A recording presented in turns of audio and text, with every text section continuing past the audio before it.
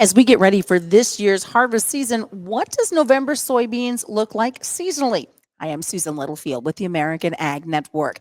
I asked that of Mike Zuzolo with Global Commodity Analytics.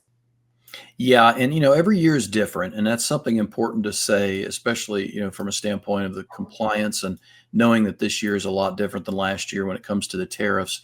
But you can see that this year has really started to line up nicely with last year in terms of both price trend and also actual price ever since we came out of the month of July. Before the month of July and going back to the spring, you can see that we were really lined up nicely with 2018. And I think that's the tariff poll.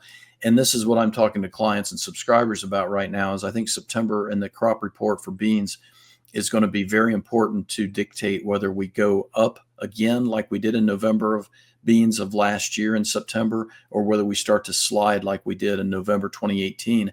And I bring 2018 up because of the tariffs and because of the fact that when you look at Nebraska, Kansas, October soybean basis, 80, 90 under right now. You go north into South Dakota, North Dakota, it starts to get dollar 20. I've even seen a terminal price of $1.50 under right now in central eastern North Dakota in terms of cash basis for beans. And that's that Pacific Northwest bid.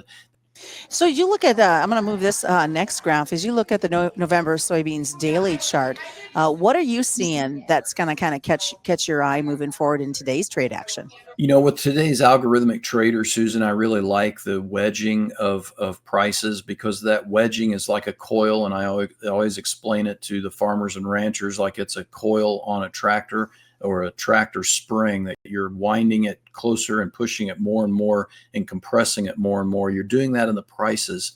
I'm Susan Littlefield.